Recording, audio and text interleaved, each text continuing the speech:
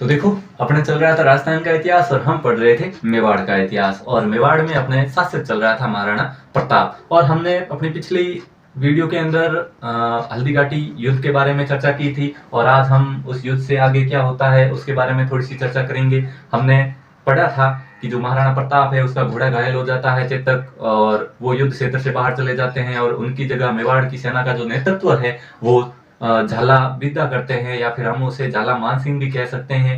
और आज हम देखेंगे कि उससे आगे क्या होता है उसके बारे में थोड़ी सी चर्चा करते हैं। तो देखो, हम पढ़ रहे थे महाराणा प्रताप के बारे में। शासनकाल अपने को पता है, ये 1572 के अंदर ये शासक बने थे और 1597 ईस्वी तक इन्होंने शासन किया, लगभग 25 वर्ष। ये देखो, फिर देखो, हमने पढ़ा हल्दी घाटी का युद्ध।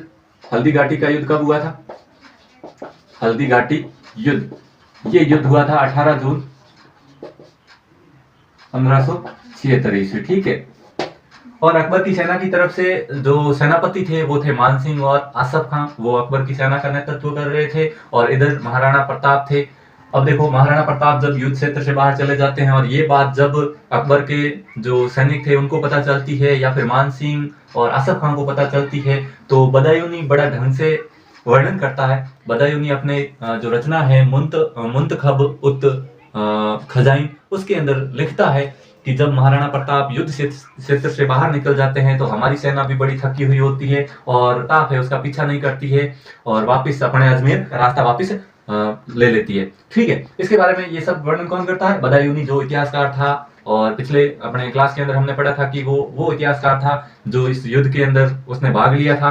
और कहा क्या था, मुगल अपने जो अकबर के सैनिकों से क्या कहा था कि मैं हिंदुओं के जो रक्त या उनका खून है उससे अपनी दाढ़ी को रंगूंगा, या उस अपने खून से अपनी दाढ़ी को साफ करूंगा, ठीक है। इसके बारे में चर्चा की।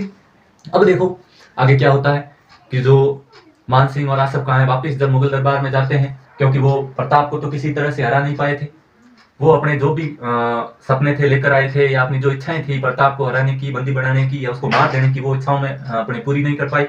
फिर क्या हुआ कि जब अकबर के दरबार में वो वापस जाते हैं तो अकबर पूछता है कि क्या हुआ मानसिंह, बताओ कितने आदमी थे वहां पर। ये तो हो गया जब मानसिंह गया अकबर के पास और अकबर ने कहा, अरे ओ मानसिंह, कितने आदमी थे रे, हैं, संभव वाला डायलॉग।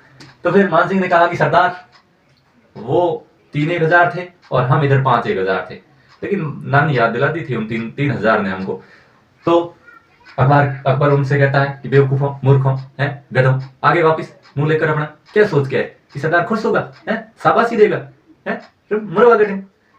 फिर बेचारा मानसिंह, और इतिहासकार लिखते हैं, बदायूनी लिखता है बाकायदा अपनी रचना के अंदर कि जब मानसिंह और आसफ खां अकबर के पास गए थे और अकबर ने उनसे ये सब पूछा प्रताप के बारे में कि उसको बंदी बनाया गया या मार दिया गया या पकड़ा गया, तो उन्होंने ना कहा कि ऐसा कुछ नहीं हुआ है। तो मानसिंह और आसफ खां का दरबार में आना बंद करवा दिया था। किसने? अकबर ने, यानी कि उनके लिए दरवाजे बंद कर दिए थे दरबार के कि आप अपना मुंह तक नहीं दिखाओगे हमें। और फिर क्या हुआ था?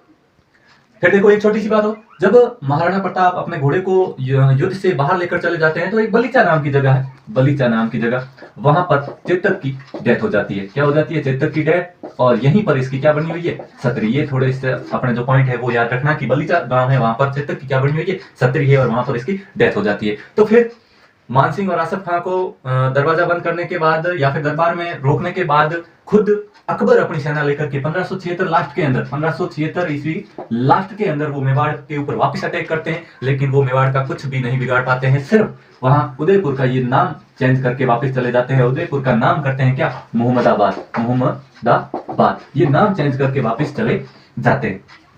फिर क्या करते हैं? बेचारा बचीड़ खाए बड़ बचीड़ खाए, हैं, कहीं के बट है जाओ तेज बादशाह अकबर है जो शाहबाज खां के नेतृत्व में कुंभलगढ़ के ऊपर 3 बार अटैक करवाता है। और सन कौन से? एक तो 1577, एक 1578 और एक 1579। ये 3 बार अटैक होता है कुंभलगढ़ के ऊपर। और जब पहली बार अटैक करता है कुंभलगढ़ के ऊपर शाहबाज खां और यहां से हार करके चला जाता है, वो कुंभलगढ़ के ऊपर अधिकार नहीं कर पाता है, तो अकबर कहता है क्या तू भी आगे दूर खान है, कहीं करियो बढ़ जा, कहीं नहीं करियो प्रताप, यार एक आदमी थे नहीं हरा सको, बेवकूफ है, लिचड़ो मरवा गाड़े। तो वो बेचारो परेशान हो अकबर खान ने हम 5 अटैक करियो कद 1578 ईस्वी, ये 3 अप्रैल 3 अप्रैल, डेट भी आप याद रख सकते हो। 3 अप्रैल 1578 ईस्वी को शाहबाज खान ने वापस अटैक किया कुंभलगढ़ दुर्ग के ऊपर, और इस बार बेचारे गालियां खाई हुई थी है, बढ़िया तरीके में एकदम सेट होना है तो भाई, तो एकदम कुंभलगढ़ युद्ध, अपने कुंभलगढ़ के ऊपर इसने क्या कर दिया था, अधिकार कर दिया था। क्या कर दिया था, अधिकार को, अपने जो कुंभलगढ़ दुर्ग था इसके ऊपर अधिकार कर लिया था। और जो महाराणा प्रताप है वो अपने को पता ही है कि इस हल्दीघाटी युद्ध के बाद मेवाड़ से बाहर रहने लगे, और वो पहाड़ियों के अंदर रहने लगे और अपनी सेना को वापस संगठित करने लगे। और जो प्रताप है वो अपन थोड़ा सा आपको बता दें कि जो ईडर है, ईडर की तरफ चले गए थे। कौन, प्रताप। ईडर की तरफ जब जा रहे थे तो बीच में एक इसमें भामाशाह मिले, जो एक जैन व्यापारी थे या जैन सेठ थे, वो मिले, और भामाशाह ने उनसे हालचाल पूछे मेवाड़ के। तो प्रताप ने कहा कि भाई मेवाड़ का हाल अभी ठीक नहीं है और आर्थिक मंदी है, क्योंकि युद्ध के बाद उनको मेवाड़ छोड़ना पड़ा, वो बाहर चले गए। और तब भामाशाह ने इनकी आर्थिक सहायता की थी और इनको धन भेंट किया था, पैसे रुपए दिए थे, और इतने पैसे रुपए दिए थे कि 12 वर्षों तक 25,000 सैनिकों का भरण पोषण किया जा सकता है। कितने वर्षों तक, 12 वर्ष तक। इसीलिए भामाशाह को मेवाड़ का उद्धारक भी कहा जाता है। हमने पढ़ा था कि हमीर को मेवाड़ का उद्धारक कहा जाता है, लेकिन जो भामाशाह थे, कौन, भामाशाह, इस भामाशाह को भी मेवाड़ का उद्धारक कहा जाता है। देखो, फिर प्रताप है जो ईडर की तरफ गए थे। ईडर में इसका क्या था, ससुराल था भाई। क्या था, ससुराल। ईडर वाले इसके क्या थे, ससुराल वाले थे। इसीलिए हमने देखा है कि जो युद्ध था इसके अंदर भी ईडर का कोई न कोई शासक था जो अपने प्रताप के सहयोग में आया हुआ था। फिर देखो क्या होता है, ये जंगलों के अंदर ही रहते हैं और संघर्ष के एक प्रियतम उदाहरण बनते हैं। एक बार हम थोड़ा सा आगे बढ़े कि शाहबाज खान ने 3 बार अटैक किया कुंभलगढ़ के ऊपर, इतना पढ़ लिया आपने। फिर क्या होता है, एक और छोटी सी घटना होती है, उस घटना के बारे में थोड़ी सी चर्चा कर लेते हैं। और वो घटना क्या होती है, एक घटना होती है शेरपुर। शेरपुर नाम की जगह है। इस घटना के बारे में थोड़ी सी चर्चा करें कि जब अकबर हर तरफ से हार गया था प्रताप को मनवाने के लिए या संधि करने के लिए, उसको अपने अधीन करने के लिए, जब वो बेचारा परेशान हो गया था, तो फिर भी वो किसी न किसी को अटैक के लिए भेज दिया करता था मेवाड़ की तरफ। और उसने अब एक और अकबर के जो दरबार में एक और कवि थे या लेखक कह सकते हैं उसको, अब्दुल रहीम